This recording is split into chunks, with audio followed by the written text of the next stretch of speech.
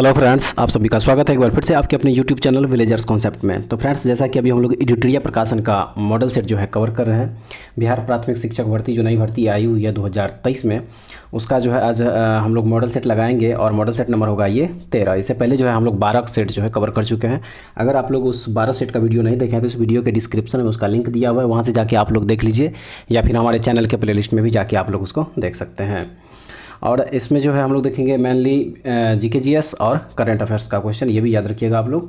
तो चलिए फिर शुरू करते हैं आज का सेशन, लेकिन उससे पहले आप लोग हमारे चैनल पर नए हैं तो इस चैनल को एक बार सब्सक्राइब करना बिल्कुल मत भूलिएगा, और बगल में बेल आइकन होगा उसको प्रेस करना भी बिल्कुल मत भूलिएगा। और वीडियो अगर अच्छी लगे तो एक लाइक ज़रूर कीजिएगा और अपने फ्रेंड्स में भी इसको ज़रूर शेयर कीजिएगा। तो चलिए फिर शुरू करते हैं आज का सेशन और देखते हैं बीपीएससी प्राथमिक शिक्षक प्रश्न पत्र 13वां सेट, और उसका देखते हैं उसका पहला क्वेश्चन। तो पहला क्वेश्चन जो दिया हुआ है वो दिया हुआ है कि सूची 1 एवं सूची 2 को सुमेलित करें। एक साइड जो है जगह दिया हुआ और दूसरे साइड जो है नदी दिया हुआ है, तो उसको क्या करना है, सुमेलित करना है। तो इस क्वेश्चन का जो राइट आंसर हो जाएगा वो हो जाएगा option number B. Option number B जो है इस क्वेश्चन का सही आंसर हो जाएगा। ऑप्शन नंबर बी जो है इस क्वेश्चन का बिल्कुल राइट आंसर हो जाएगा, याद रखिएगा ऑप्शन नंबर बी। यानी कि ए में क्या हो जाएगा, 3 हो जाएगा। धौलावीरा जो है क्या हो जाएगा, धौलावीरा जो है सतलज। उसके बाद बी में हो जाएगा 4, यानी कि रोपर जो है किसके किनारे, घग्गर। और सी जो है 1 हो जाएगा, सी यानी कि 1 के रंगपुर जो है लूनी, और कालीबंगा जो है मादर। ठीक है, तो इस हिसाब से इस क्वेश्चन का जो राइट आंसर हो जाएगा वो हो जाएगा ऑप्शन नंबर बी, याद रखिएगा। अब हम लोग देखेंगे next question, question number 2। Question number 2 में है वैदिक संस्कृति के संदर्भ में निम्नलिखित कथनों में से कौन सा असत्य है। इसमें जो सही आंसर हो जाएगा वो हो जाएगा ऑप्शन नंबर डी। इस काल में परिवार मातृसत्तात्मक था। इस काल में परिवार मातृसत्तात्मक था, याद रखिएगा। उसके बाद जो है हम लोग देखेंगे अब अगला question, question number 3। Question number 3 में है कि भारतीय इतिहास में प्रसिद्ध ऐहोल अभिलेख का संबंध किस शासक से है। सही आंसर हो जाएगा इसका ऑप्शन नंबर डी, पुलकेशिन द्वितीय से। ऐहोल अभिलेख का जो संबंध है वह है पुलकेशिन द्वितीय से, याद रखिएगा। पुलकेशिन द्वितीय के बारे में जो कुछ तथ्य वो है कि पुलकेशिन द्वितीय हर्षवर्धन को पराजित किया था, जबकि पल्लव वंशी शासक नरसिंह वर्मन वन ने पुलकेशिन द्वितीय को लगभग 642 ईस्वी में परास्त कर उसकी राजधानी बादामी पर अधिकार कर लिया था, ये भी याद रखिएगा। उसके बाद हम लोग देखेंगे अगला क्वेश्चन, क्वेश्चन नंबर 4। गुप्त काल में विष्टि का संबंध निम्नलिखित में से किससे था। इसका जो राइट आंसर हो जाएगा वो हो जाएगा ऑप्शन नंबर डी, बेगार। गुप्त काल में विष्टि का संबंध जो है वह किससे था, तो बेगार से था, याद रखिएगा। अगला क्वेश्चन देखेंगे, क्वेश्चन नंबर 5 कि वर्धन राजवंश के संस्थापक कौन थे। वर्धन राजवंश के संस्थापक यहाँ पे पूछा जा रहा है कौन थे। इसका जो सही आंसर हो जाएगा वो हो जाएगा option number D, Prabhakar Vardhan. Vardhan राजवंश के जो संस्थापक थे वह थे प्रभाकर वर्धन, याद रखिएगा। वहीं अगर बात की जाए इस वंश की राजधानी की, तो इसकी जो राजधानी थी वह थी थानेसर। कहाँ थी इसकी राजधानी, थानेसर, याद रखिएगा। थानेसर जो है इसकी राजधानी थी। उसके बाद हम लोग देखेंगे अब अगला क्वेश्चन, क्वेश्चन नंबर 6 कि निम्नलिखित में से किसने हिरण्यगर्भ नामक अनुष्ठान किया था। हिरण्यगर्भ नामक अनुष्ठान जो है किया था, तो वो किया गया था दंती दुर्ग के द्वारा। दंती दुर्ग के द्वारा जो है हिरण्यगर्भ नामक अनुष्ठान किया गया था। उसके बाद देखेंगे हम अगला क्वेश्चन, क्वेश्चन नंबर 7 कि बुद्ध की प्राचीनतम प्रतिमा किस शैली में प्राप्त होती है। राइट आंसर हो जाएगा इसका ऑप्शन नंबर ए, गांधार शैली में। बुद्ध की प्राचीनतम प्रतिमा जो है वह किस शैली में प्राप्त होती है, तो वह होती है गांधार शैली में, याद रखिएगा। वहीं अगर बात की जाए गांधार शैली की, तो इस गांधार कला शैली को हिंदू यूनानी कला शैली के नाम से भी जाना जाता है, याद रखिएगा। अगला क्वेश्चन देखेंगे, क्वेश्चन नंबर 8 कि भक्ति आंदोलन को दक्षिण भारत से उत्तर भारत में लाने का श्रेय किसे दिया जाता है।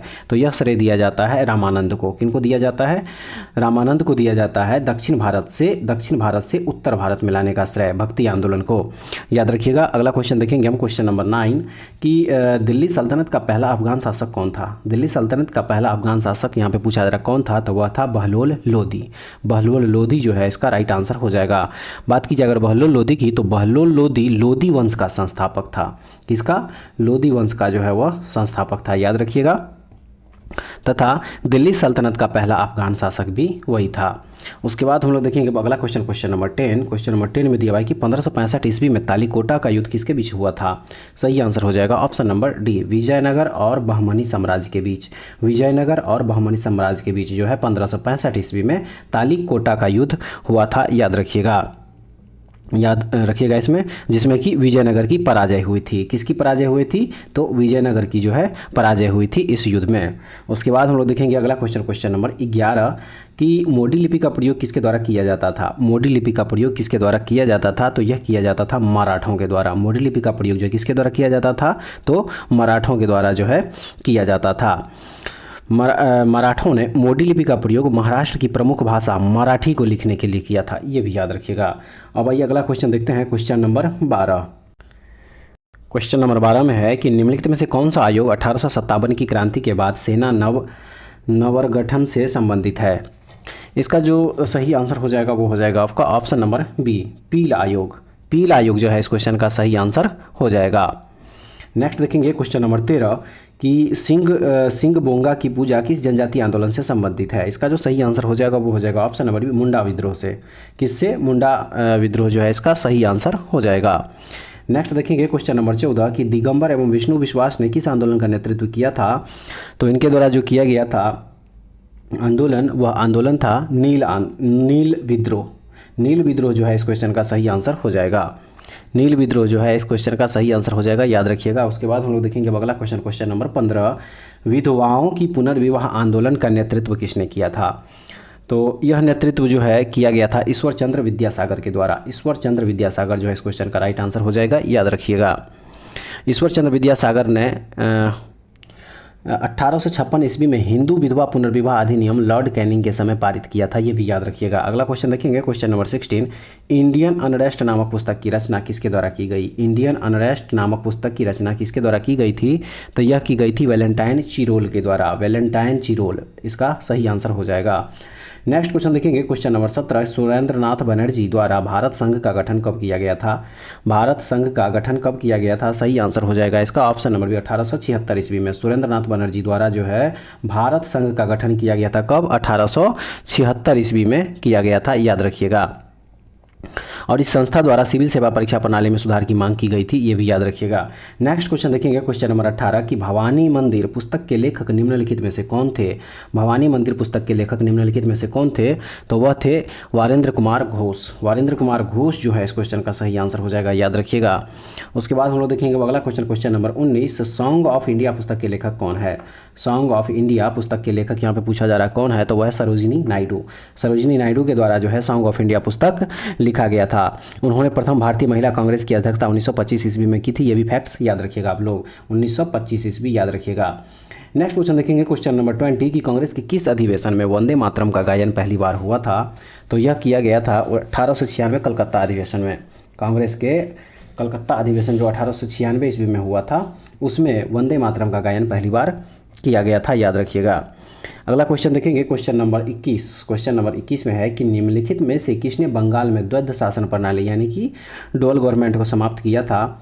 राइट आंसर हो जाएगा इसका option number C, Warren Hastings. Warren Hastings के द्वारा जो है बंगाल में द्वैध शासन प्रणाली समाप्त किया गया था। वारेन हेस्टिंग्स के कार्यकाल में 1772 ईस्वी में कोर्ट ऑफ डायरेक्टर्स ने दोहरी शासन प्रणाली को समाप्त करने का निर्णय लिया था, याद रखिएगा। कब? 1772 ईस्वी में। 1772 ईस्वी में। अगला क्वेश्चन देखेंगे क्वेश्चन नंबर 22 गांधी जी किस वर्ष दक्षिण अफ्रीका गए थे? सही आंसर हो जाएगा ऑप्शन नंबर बी, 1893 ईस्वी में। 1893 ईस्वी में गांधी जी दक्षिण अफ्रीका गए थे। नेक्स्ट देखेंगे 23 नंबर कांग्रेस के किस अधिवेशन में कांग्रेस के सदस्यों को खादी वस्त्र पहनना अनिवार्य कर दिया गया? सही आंसर हो जाएगा ऑप्शन नंबर बी, गुवाहाटी अधिवेशन 1926। गुवाहाटी अधिवेशन 1926 ईस्वी में जो है कांग्रेस के सदस्यों को खादी वस्त्र पहनना अनिवार्य कर दिया गया था, ये भी याद रखिएगा। उसके बाद हम लोग देखेंगे next question, question number 24 doctor Rajendra Prasad ने किसे पाकिस्तान का जन्मदाता माना है? तो सही आंसर हो जाएगा option number C, Lord Minto को। लॉर्ड मिंटो को डॉक्टर राजेंद्र प्रसाद ने पाकिस्तान का जन्मदाता माना है, याद रखिएगा। अगला क्वेश्चन देखेंगे क्वेश्चन नंबर 25 शहीद भगत सिंह का स्मारक कहाँ स्थित है? तो इनका जो स्मारक है वो है फिरोजपुर में। कहाँ है? फिरोजपुर में जो है शहीद भगत सिंह का स्मारक है, याद रखिएगा। उसके बाद जो कुछ फैक्ट्स है कि 23 मार्च 1931 को भगत सिंह, राजगुरु और सुखदेव को लाहौर में फांसी दिया गया और चोरी छिपे उनका अंतिम संस्कार फिरोजपुर के निकट हुसैनीवाला में किया गया। तीनों शहीदों का स्मारक यहीं पर स्थित है, ये भी याद रखिएगा। नेक्स्ट देखेंगे 26 नंबर की किस महिला क्रांतिकारी ने दीक्षांत समारोह में अपनी उपाधि ग्रहण करते समय अंग्रेज गवर्नर पर गोली चलाई थी? राइट आंसर हो जाएगा इसका ऑप्शन नंबर बी, बीना दास। बीना दास जो है एक दीक्षांत समारोह में अपनी उपाधि ग्रहण करते समय अंग्रेज गवर्नर पर गोली चलाई थी, ये भी याद रखिएगा। और ये गोली जो चलाई थी वो 1932 ईस्वी में गवर्नर स्टैनली जैक्सन पर चलाई थी। किस पर? स्टैनली जैक्सन पर 1932 ईस्वी में, 1932 ईस्वी में चलाई थी। उसके बाद हम लोग देखेंगे अगला क्वेश्चन नंबर 27 की धरसना नामक गोदाम पर घटित घटना का लोमहर्ष विवरण किस विदेशी पत्रकार ने प्रस्तुत किया है? तो यह प्रस्तुत किया है वेब मिलर ने प्रकाशित किया है, याद रखिएगा, प्रस्तुत किया है। अगला क्वेश्चन देखेंगे क्वेश्चन नंबर 28, निम्न में से कौन सुभाष चंद्र बोस के राजनीतिक गुरु थे? सही आंसर हो जाएगा ऑप्शन नंबर सी, चित्तरंजन दास। चित्तरंजन दास जो है सुभाष चंद्र बोस के राजनीतिक गुरु थे, ये भी याद रखिएगा। उसके बाद हम लोग देखेंगे अगला क्वेश्चन नंबर 29 की वर्ष 1912 में कांग्रेस का 27वां अधिवेशन बांकीपुर पटना में आयोजित किया गया। इसके अध्यक्ष कौन थे? तो इसके जो अध्यक्ष थे वह थे रंगनाथ सिंह माधोलकर। 1912 ईस्वी में कांग्रेस का जो 27वां अधिवेशन बांकीपुर पटना में आयोजित किया गया, इसके अध्यक्ष थे रंगनाथ सिंह माधोलकर। नेक्स्ट क्वेश्चन देखेंगे क्वेश्चन नंबर 30। क्वेश्चन नंबर 30 में है कि अशोक के किस शिलालेख में पशु बलि की निंदा की गई है? तो यह निंदा की गई है प्रथम शिलालेख में। प्रथम शिलालेख में ही पशु बलि की निंदा की गई है, याद रखिएगा। अगला क्वेश्चन देखेंगे क्वेश्चन नंबर 31 की पहली कक्षा में खाली जगह भी लिखने के अंतर्गत आता है। सही आंसर हो जाएगा इसका ऑप्शन नंबर ए, चित्र बनाना। यहाँ पे क्या हो जाएगा? चित्र बनाना हो जाएगा, याद रखिएगा। पहली कक्षा में चित्र बनाना भी लिखने के अंतर्गत आता है। अगला क्वेश्चन 32 नंबर है कि आकलन की प्रक्रिया में केवल बच्चे की क्षमताओं का आकलन नहीं होता बल्कि शिक्षक की शिक्षण प्रक्रिया का भी आकलन होता है। यह विचार कैसा है? इसका जो सही आंसर हो जाएगा वो हो जाएगा ऑप्शन नंबर बी, अंशतः सही है। नेक्स्ट देखेंगे क्वेश्चन नंबर 33 की बहुभाषिकता हमारी पहचान भी है और हमारी उसके बाद खाली जगह दिया हुआ का अभिन्न अंग भी। राइट आंसर हो जाएगा इसका ऑप्शन नंबर सी, सभ्यता और संस्कृति। यहाँ पे क्या हो जाएगा? सभ्यता हो जाएगा और यहाँ पे क्या हो जाएगा? संस्कृति हो जाएगा। नेक्स्ट देखेंगे क्वेश्चन नंबर 34 की वाई के अलग समिति का संबंध किससे है? वाई के अलग समिति का संबंध किससे है? सही आंसर हो जाएगा ऑप्शन नंबर सी, गरीबी से। वाई के अलग समिति का संबंध जो है किससे है? वह गरीबी से संबंध है, याद रखिएगा। अगला क्वेश्चन देखेंगे क्वेश्चन नंबर 35, सीमा सुरक्षा बल यानी कि बीएसएफ बॉर्डर सिक्योरिटी फोर्स जिसको बोला जाता है, की स्थापना किस वर्ष की गई थी? तो सीमा सुरक्षा बल की जो स्थापना की गई थी वह की गई थी 1965 ईस्वी में। 1965 ईस्वी में जो है सीमा सुरक्षा बल की स्थापना की गई थी, याद रखिएगा। बात की जाए अगर इसकी मुख्यालय की, तो इसका जो मुख्यालय है वह है न्यू दिल्ली में। कहाँ है? न्यू दिल्ली में जो है इसका मुख्यालय है, ये भी याद रखिएगा। उसके बाद हम लोग देखेंगे अगला क्वेश्चन नंबर 36। क्वेश्चन नंबर 36 है कि भारतीय दलहन शोध संस्थान कहाँ स्थित है? इसका जो सही आंसर हो जाएगा वो हो जाएगा ऑप्शन नंबर सी, कानपुर। भारतीय दलहन शोध संस्थान कहाँ है? तो नई दिल्ली में है, याद रखिएगा। अगला क्वेश्चन देखेंगे क्वेश्चन नंबर 37। क्वेश्चन नंबर 37 है कि किस वर्ष राष्ट्रीय नियोजन समिति का गठन किया गया था? तो यह गठन किया गया था 1938 ईस्वी में। कब किया गया था? 1938 ईस्वी में जो है राष्ट्रीय नियोजन समिति का गठन किया गया था, याद रखिएगा। बात की जाए अगर राष्ट्रीय नियोजन समिति के गठन का, तो यह 1938 ईस्वी में की गई थी और जवाहरलाल नेहरू की अध्यक्षता में किया गया था, ये भी याद रखिएगा। अगला क्वेश्चन देखेंगे 38 नंबर, दुर्गापुर इस्पात कारखाना की स्थापना किस पंचवर्षीय योजना के दौरान की गई थी? तो यह की गई थी द्वितीय पंचवर्षीय योजना के दौरान। द्वितीय पंचवर्षीय योजना यानी कि 1956 से जो 1961 तक हुआ था, द्वितीय पंचवर्षीय योजना 1956 से 61 तक हुआ था और इसी दरमियान जो है दुर्गापुर इस्पात कारखाना की स्थापना की गई थी, याद रखिएगा। उसके बाद हम लोग देखेंगे अगला क्वेश्चन नंबर 39 की भारतीय बीमा विनियामक और विकास प्राधिकरण जिसको कि IRDA कहा जाता है का मुख्यालय कहाँ स्थित है? तो इसका जो मुख्यालय स्थित है वो है हैदराबाद में। IRDA का मुख्यालय कहाँ स्थित है? तो हैदराबाद में स्थित है, याद रखिएगा। बात की जाए अगर इसकी स्थापना की, तो इसकी जो स्थापना हुई थी वो हुई थी 1999 में। 1999 ईस्वी में जो है भारतीय बीमा विनियामक और विकास प्राधिकरण की स्थापना हुई थी 1999 ईस्वी में, याद रखिएगा। अगला क्वेश्चन देखेंगे 40 नंबर, विश्व ओजोन दिवस प्रतिवर्ष किस तिथि को मनाया जाता है? तो यह मनाया जाता है 16 सितंबर को। 16 सितंबर को जो है विश्व ओजोन दिवस मनाया जाता है, याद रखिएगा। और वर्ष 2022 में ओजोन दिवस का जो थीम है वह पृथ्वी पर जीवन की रक्षा करने वाला वैश्विक सहयोग था, ठीक है, global cooperation protecting life on earth, याद रखिएगा। नेक्स्ट क्वेश्चन देखेंगे 41 नंबर, भारत के निर्वाचन आयोग ने निम्नलिखित में से किसे बिहार के लिए अपना स्टेट आइकॉन नियुक्त किया है? तो नियुक्त किया गया है मैथिली ठाकुर को, याद रखिएगा। मैथिली ठाकुर को जो है भारत के निर्वाचन आयोग ने बिहार के लिए अपना स्टेट आइकन नियुक्त किया है, याद रखिएगा। अगला क्वेश्चन देखेंगे, क्वेश्चन नंबर 42। क्वेश्चन नंबर 42 है कि केंद्रीय मंत्री पुरुषोत्तम रूपाला ने किस वर्ष में जानवरों के लिए भारत की पहली इन विट्रो फर्टिलाइजेशन यानी कि IVF मोबाइल यूनिट का उद्घाटन किया? राइट आंसर हो जाएगा इसका option number C, Gujarat. Gujarat जो है इसका राइट आंसर हो जाएगा। केंद्रीय मंत्री पुरुषोत्तम रूपाला ने गुजरात के अमरेली में जानवरों के लिए भारत का पहला in vitro fertilization mobile unit का उद्घाटन किया था, याद रखिएगा। IVF मोबाइल वैन जो है भारत सरकार और अमर डेयरी का एक संयुक्त उद्यम है, ये भी याद रखिएगा। अगला क्वेश्चन देखेंगे, क्वेश्चन नंबर 43। 26वें राष्ट्रीय युवा महोत्सव 2023 का आयोजन कहाँ किया गया? 26वें राष्ट्रीय युवा महोत्सव 2023 का आयोजन यहाँ पे पूछा जा रहा है कि कहाँ पे किया गया? सही आंसर हो जाएगा इसका ऑप्शन नंबर डी, यानी कि इनमें से कोई नहीं। इनमें से कोई नहीं का मतलब है कि यहाँ पे जो कर्नाटक के हुबली जिले में PM मोदी द्वारा 26वें राष्ट्रीय युवा दिवस 2023 महोत्सव की आयोजित की गई थी। कहाँ पे किया गया था? तो ये किया गया था कर्नाटक में, जबकि ऑप्शन में कर्नाटक नहीं दिया गया है, इसलिए जो है इसका यहाँ पे आंसर क्या हो जाएगा? इनमें से कोई नहीं, याद रखिएगा। अगला क्वेश्चन देखेंगे, क्वेश्चन नंबर 44। हाल ही में जोशीमठ क्षेत्र में भू धंसाव और विभिन्न भवनों में दरारों का पता चलने के कारण इसे आपदा प्रबंध क्षेत्र घोषित किया गया है। यह किस राज्य या केंद्र शासित प्रदेश में स्थित है? सही आंसर हो जाएगा इसका उत्तराखंड। यह किस राज्य में स्थित है? तो उत्तराखंड राज्य में स्थित है जोशीमठ, याद रखिएगा। उसके बाद हम लोग देखेंगे अगला क्वेश्चन, क्वेश्चन नंबर 45 कि लद्दाख के सुदूर इलाकों में बच्चों की मदद करने के उद्देश्य से निम्नलिखित में से किसके द्वारा ऑपरेशन सद्भावना की शुरुआत की गई है? ऑपरेशन सद्भावना की शुरुआत की गई है, तो यह की गई है भारतीय सेना के द्वारा, इंडियन आर्मी के द्वारा जो है यह किया गया है, याद रखिएगा। अगला क्वेश्चन देखेंगे, क्वेश्चन नंबर 46। क्वेश्चन नंबर 46 में है कि पौधों का कौन सा भाग फूल बनने का उद्दीपन ग्रहण करता है? इसका जो सही आंसर हो जाएगा वो हो जाएगा ऑप्शन नंबर सी, शाखा। क्या हो जाएगा? शाखा जो है इसका राइट आंसर हो जाएगा।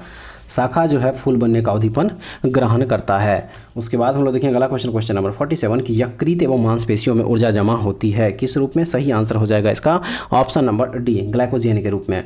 यकृत एवं मांसपेशियों में ऊर्जा जमा होती है किस रूप में? तो यह होती है ग्लाइकोजेन के रूप में। नेक्स्ट देखेंगे क्वेश्चन नंबर 48। मेंडल के आनुवांशिकता का सिद्धांत किस पर आधारित है? सही आंसर हो जाएगा इसका ऑप्शन नंबर सी, लैंगिक जनन पर। लैंगिक जनन पर जो है आनुवांशिकता का सिद्धांत जो है वह आधारित है। नेक्स्ट देखेंगे क्वेश्चन नंबर 49। लौंग पौधे के किस भाग से प्राप्त होता है? तो यह प्राप्त होता है फूल की कली से। लौंग जो है यह फूल की कली से प्राप्त होता है, याद रखिएगा। अगला क्वेश्चन देखेंगे 50 नंबर। निम्नलिखित में से कौन सा तत्व सभी कार्बनिक यौगिकों में मिलता है? सही आंसर हो जाएगा इसका option number A, carbon. Carbon जो है, कार्बन एक ऐसा तत्व है जो सभी कार्बनिक यौगिकों में मिलता है, याद रखिएगा। अगला क्वेश्चन देखेंगे 51 नंबर। निम्नलिखित में से कौन सा हार्मोन अग्नाशय द्वारा उत्पन्न होता है? तो अग्नाशय द्वारा जो उत्पन्न होता है हार्मोन वह हार्मोन है इंसुलिन। इंसुलिन जो है इस क्वेश्चन का राइट आंसर हो जाएगा। बात की जाए अगर इंसुलिन की, तो इसकी जो खोज हुई थी वह हुई थी 1921 ईस्वी में बेंटिंग एवं बेस्ट के द्वारा। 1921 ईस्वी में इसका खोज हुआ था, 1921 ईस्वी में, याद रखिएगा, बेंटिंग एवं बेस्ट के द्वारा। नेक्स्ट क्वेश्चन देखेंगे 52 में। पार्किंसन रोग से संबंधित उपचार के विकास के लिए निम्न में से किसे नोबेल पुरस्कार दिया गया? तो यह नोबेल पुरस्कार दिया गया था आर्विड कार्लसन को। आर्विड कार्लसन को जो है पार्किंसन रोग से संबंधित उपचार के विकास के लिए नोबेल पुरस्कार दिया गया था, याद रखिएगा। और यह नोबेल पुरस्कार उनको दिया गया था 2000 ईस्वी में। अगला क्वेश्चन देखेंगे क्वेश्चन नंबर 53 कि संवहनी पौधों में पानी नीचे से ऊपर किसके माध्यम से जाता है? सही आंसर हो जाएगा जाइलम टिश्यू के द्वारा। किसके? जाइलम टिश्यू के द्वारा जो है संवहनी पौधों में पानी नीचे से ऊपर की ओर जो है जाता है। अगला क्वेश्चन देखेंगे 54 नंबर। रंध्रों के खुलने और बंद होने के नियमन में कौन सा हार्मोन शामिल होता है? सही आंसर हो जाएगा option number A, abscisic acid. Abscisic acid जो है इस क्वेश्चन का सही आंसर हो जाएगा, याद रखिएगा। अगला क्वेश्चन देखेंगे 55 नंबर की निम्नलिखित में से किस राशि का मात्रक नहीं है? सही आंसर हो जाएगा इसका ऑप्शन नंबर डी, विकृति। विकृति का जो है मात्रक नहीं होता है। अगला क्वेश्चन देखेंगे 56 नंबर। निम्नलिखित में से कौन सा पदार्थ विरूपण के प्रतिरोध का माप है? विरूपण के प्रतिरोध का माप है, इसका जो सही आंसर हो जाएगा वो हो जाएगा आपका ऑप्शन नंबर डी, यानी कि 1 से अधिक।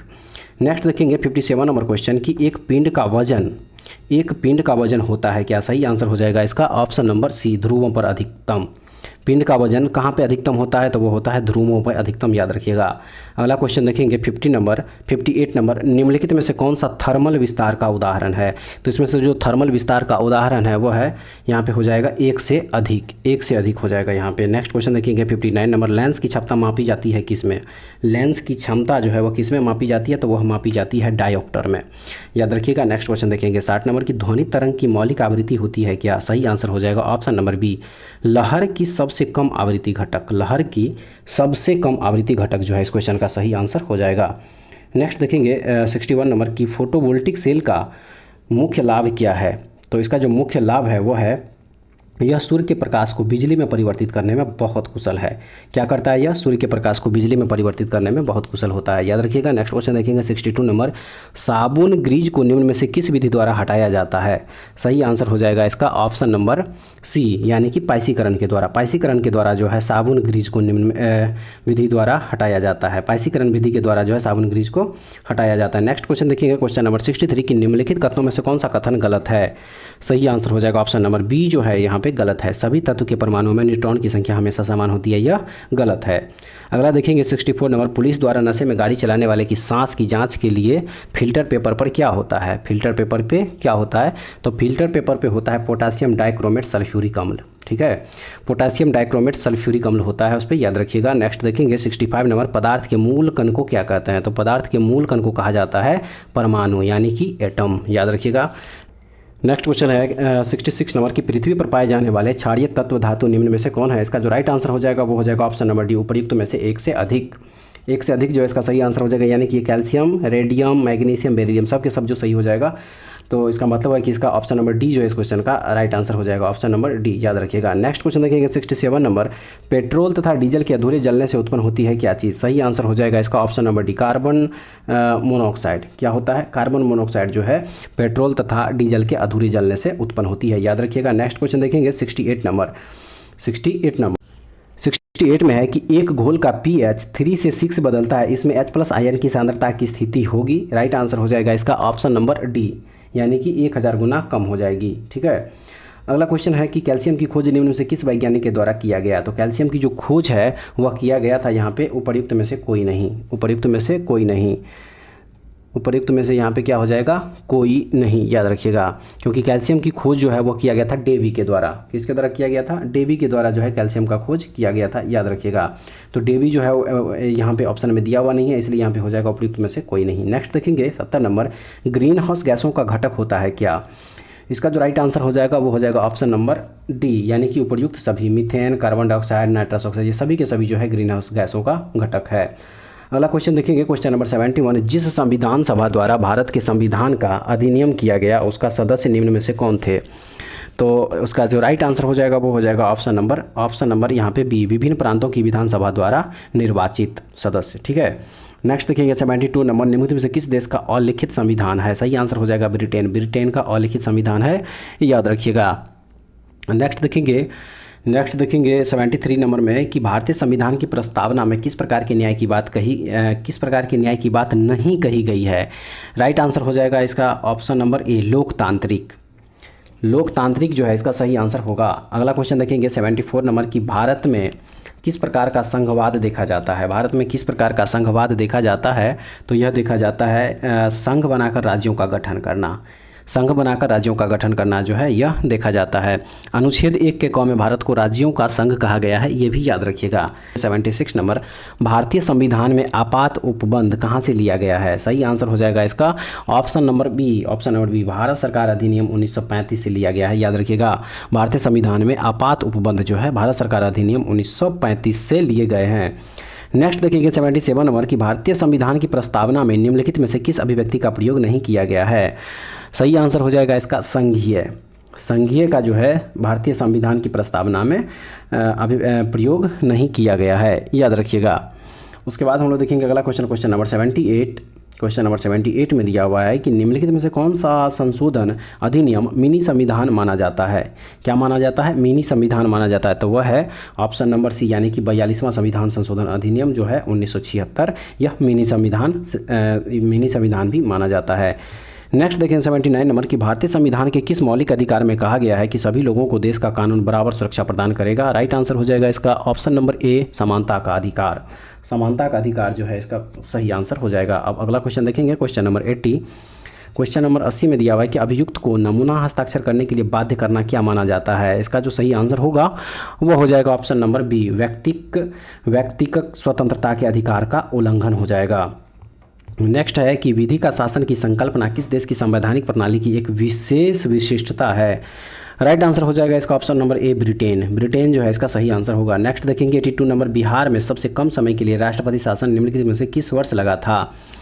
तो यह लगा था 1995, 1995 में जो है लगा हुआ था। याद रखिएगा, वर्ष 1995 ईस्वी में बिहार में सबसे कम समय के लिए राष्ट्रपति शासन मात्र 5 दिनों के लिए लगाया गया था।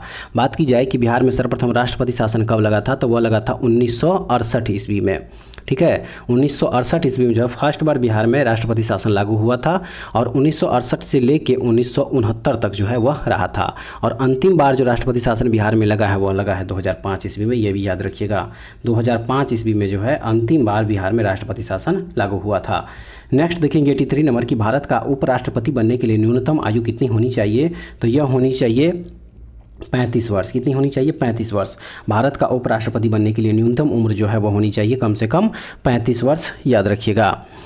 उसके बाद देखेंगे हम लोग अगला क्वेश्चन, क्वेश्चन नंबर 84 कि भारत में संसद की वित्तीय समितियां निम्नलिखित में से कौन है। सही आंसर हो जाएगा इसका ऑप्शन नंबर डी, यानी कि 1, 2 और 3। 1 में लोक लेखा समिति, लोक सेवा समिति, 2 में है प्राकलन समिति और 3 में है लोक उपक्रम समिति। तो ऑप्शन नंबर डी जो है इस क्वेश्चन का सही आंसर होगा। अगला क्वेश्चन देखेंगे 85 नंबर, लोकसभा आयोजित करने के लिए अपेक्षित गणपूर्ति यानी कि कोरम क्या है। सही आंसर हो जाएगा इसका ऑप्शन नंबर सी, 1/10। कितनी होनी चाहिए? 1/10 यानी कि 10वां भाग जो है होना चाहिए।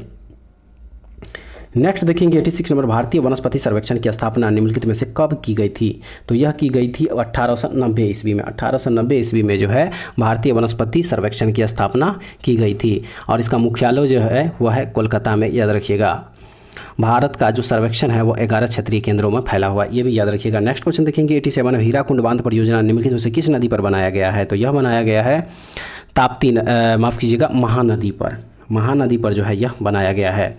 हीराकुंड बांध परियोजना जो है यह महानदी पर बनाया गया। अगला क्वेश्चन देखेंगे 88 नंबर की उकाई परियोजना निम्नलिखित में से किस नदी पर बनाई गई है। तो यह बनाई गई है ताप्ती नदी पर। उकाई परियोजना जो है यह बनाई गई है ताप्ती नदी पर, गुजरात, और यह कहाँ है? गुजरात में है। याद रखिएगा। और इसका जो निर्माण हुआ था वह हुआ था 1972 ईस्वी में। ये भी याद रखिएगा। नेक्स्ट क्वेश्चन देखेंगे 89 नंबर, निम्नलिखित में से मक्का की खेती के लिए औसतन कितने तापमान की आवश्यकता होती है। सही आंसर हो जाएगा option number A, 21 degree Celsius से लेकर 27 डिग्री सेल्सियस। मक्का की खेती के लिए औसतन जो टेम्परेचर चाहिए वह चाहिए 21 डिग्री सेल्सियस से लेकर 27 डिग्री सेल्सियस। ठीक है। अगला क्वेश्चन देखेंगे 90 नंबर, उष्णकटिबंधीय घास के मैदान निम्नलिखित में से किस क्षेत्रों में पाई जाती है। तो यह पाई जाती है ऑप्शन नंबर डी, उपर्युक्त में से एक से अधिक। उष्णकटिबंधीय घास के मैदान जो है कर्नाटक, मध्य प्रदेश, छत्तीसगढ़, आंध्र प्रदेश में जो है पाई जाती है, यानी कि यहाँ पे ऑप्शन नंबर डी जो है इसका सही आंसर हो जाएगा। याद रखिएगा। अगला क्वेश्चन देखिएगा 91 नंबर की पीट मृदा के संबंधित कथनों पर विचार करें। राइट आंसर हो जाएगा इसका option number B, option number B, यानी कि 1 और 2। 1 में है कि यह उन क्षेत्रों में पाया जाता है जहां पानी की मात्रा अधिक होती है, और 2 में दिया हुआ है कि केरल में यह मृदा पाई जाती है। तो ऑप्शन नंबर 1 और 2 जो है इस क्वेश्चन का राइट आंसर हो जाएगा। नेक्स्ट देखेंगे 92 नंबर, निम्नलिखित में से कौन यमुना नदी की सहायक नदी है। तो यमुना नदी की जो सहायक नदी है वह है, इसमें भी हो जाएगा उपर्युक्त में से एक से अधिक। क्या हो जाएगा? उपर्युक्त में से एक से अधिक जो है इसका सही आंसर हो जाएगा। यह गंगा की सबसे लंबी सहायक नदी है, ये भी याद रखिएगा। अगला क्वेश्चन देखेंगे क्वेश्चन नंबर 93, मैक-मोहन रेखा चीन और भारत के किस राज्य के बीच से होकर गुजरती है। तो यह गुजरती है अरुणाचल प्रदेश के बीच से होकर। ठीक है, अरुणाचल प्रदेश के बीच से होकर जो है मैक-मोहन रेखा गुजरती है। अगला क्वेश्चन देखेंगे क्वेश्चन नंबर 94, निम्नलिखित में से भारत का उत्तर से दक्षिण में विस्तार कितना है, कितना किलोमीटर है। तो यह विस्तार है 3214 किलोमीटर। कितना है? 3214 किलोमीटर जो है याद रखिएगा। वहीं अगर बात की जाए पूर्व से पश्चिम की लंबाई, तो पूर्व से पश्चिम की तो वो हो जाएगा इसका 2933 किलोमीटर। पूर्व से पश्चिम की जो चौड़ाई है वो कितनी हो जाएगा? 2933 किलोमीटर। याद रखिएगा 2933। अगला क्वेश्चन देखेंगे क्वेश्चन नंबर 95 कि क्षारीय मृदा का पीएच मान निम्नलिखित में से कौन सा है। क्षारीय मृदा का pH मान जो है निम्नलिखित में से कौन सा है? इसका सही आंसर हो जाएगा option number C, option number C यानी कि 8 से 9। नेक्स्ट देखेंगे क्वेश्चन नंबर 96, भारत के समस्त स्थल भाग के कितने प्रतिशत भाग में जलोढ़ मृदा पाई जाती है? राइट आंसर हो जाएगा ऑप्शन नंबर डी, उपर्युक्त में से कोई नहीं। उपर्युक्त में से कोई नहीं जो है इस क्वेश्चन का सही आंसर हो जाएगा, यानी कि जलोढ़ मृदा जो है भारत के संपूर्ण भूमि का कितना है? 40% है, टोटल 40% है, जो कि ऑप्शन में नहीं दिया हुआ, इसलिए यहाँ पे जो है राइट आंसर इसका हो जाएगा उपर्युक्त में से कोई नहीं। उसके बाद हम लोग देखेंगे अगला क्वेश्चन, क्वेश्चन नंबर 97 की लाल और पीली मृदा में निम्नलिखित में से किस जैव पदार्थ की कमी पाई जाती है? तो यह पाई जाती है, यहाँ भी हो जाएगा ऑप्शन नंबर डी, उपर्युक्त में से एक से अधिक। एक से अधिक जो है इस क्वेश्चन का सही आंसर हो जाएगा, याद रखिएगा। नेक्स्ट देखेंगे हम लोग अगला question, question number 98। Question number 98 में है कि जब भूमध्य रेखा को दक्षिण पूर्व व्यापारिक पवन पार करती है तो उसे भारत में किस नाम से जाना जाता है? सही आंसर हो जाएगा ऑप्शन नंबर ए, दक्षिण पश्चिम मानसून के नाम से जो है उसे जाना जाता है। नेक्स्ट देखेंगे क्वेश्चन नंबर 99 कि भारतीय जलवायु के संबंध में कौन सा कथन सही है? इसका जो राइट आंसर हो जाएगा वो हो जाएगा ऑप्शन नंबर सी, यानी कि जनवरी माह के दौरान भारत में जेट स्ट्रीम की स्थिति देखी जाती है। जेट स्ट्रीम की स्थिति जो है वह देखी जाती है, याद रखिएगा। अगला क्वेश्चन देखेंगे क्वेश्चन नंबर 100वां क्वेश्चन, और इस सेट का भी यह लास्ट क्वेश्चन होगा, प्रैक्टिस सेट। इस प्रैक्टिस सेट का लास्ट क्वेश्चन है कि रबी की फसल गेहूं के उत्पादन से संबंधित दिए गए थे कथनों पर विचार करें। तो इसका जो राइट आंसर हो जाएगा वो हो जाएगा आपका ऑप्शन नंबर बी, यानी कि 1, 2 और 3। एक में दिया है कि गेहूं के उत्पादन के लिए वार्षिक वर्षा लगभग 50 से 75 सेंटीमीटर की ज़रूरत है।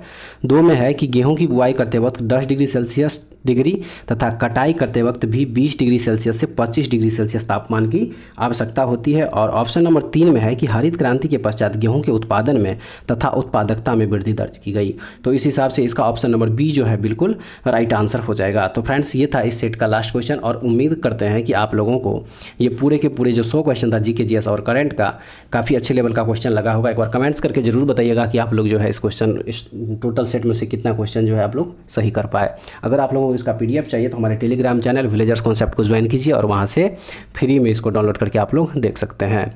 तो ऐसे वीडियो पाने के लिए हमारे चैनल के साथ जुड़े रहिए। अगर आप नए हैं हमारे चैनल पे तो इस चैनल को एक बार सब्सक्राइब जरूर कर लीजिएगा, और बगल में बेल आइकन होगा उसको प्रेस करना बिल्कुल मत भूलिएगा। तो नेक्स्ट वीडियो में दोबारा फिर से मिलेंगे, तब तक के लिए जय हिंद।